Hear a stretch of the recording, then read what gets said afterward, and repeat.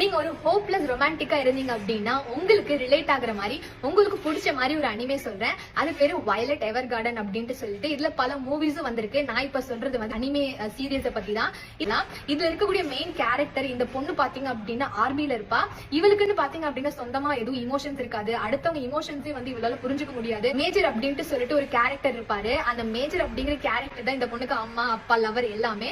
இவர் தான் பாத்தீங்க அப்படின்னா கமாண்ட் குடிக்கிறதா இருக்கட்டும், என்ன பிரச்சனைனாலும் இவர் தான் வந்து பாத்துக்குவாரு. இப்படி இருக்கும்போது ஒரு நாள் அந்த வார்ல மேஜருக்கு வந்து ரொம்பவே சீரியஸா அடிபட்டுடுது. இவ லைஃப் அதுக்கப்புறம் எப்படி டர்ன் ஆகுது, அதுவும் இல்லாம இவ லைஃப்ல வரக்கூடிய ஆளுங்கள்லாம் எப்படி இவளை வந்து இம்பாக்ட் பண்றாங்க, அது வந்து இவளோட லைஃபோட இமோஷன்ஸ் எப்படி ட்ரிகர் பண்ணுது அப்படிங்கறத வந்து இந்த அனிமேல இருக்கும். மொத்தமா இந்த அனிமேவே பாத்தீங்க அப்படின்னா ஒரு ஃபேரி டேல் அப்படின்னே சொல்லலாம். சோ கடைசி வரைக்கும் பாத்தீங்க அப்படின்னா அவ அந்த மேஜரை மீட் பண்ணாலா இல்லையா அப்படிங்கறதையும் வந்து ஒரு ஸ்டோரி என்ன கொண்டு போவாங்க. பட் இதுல கம்மி எபிசோட்ஸ் இருக்கிறதுனால நீங்களும் டக்குன்னு ஒரு ஃபீல் குட் அனிமே பார்த்த வைப் வந்து உங்களுக்கு கிடைக்கும்.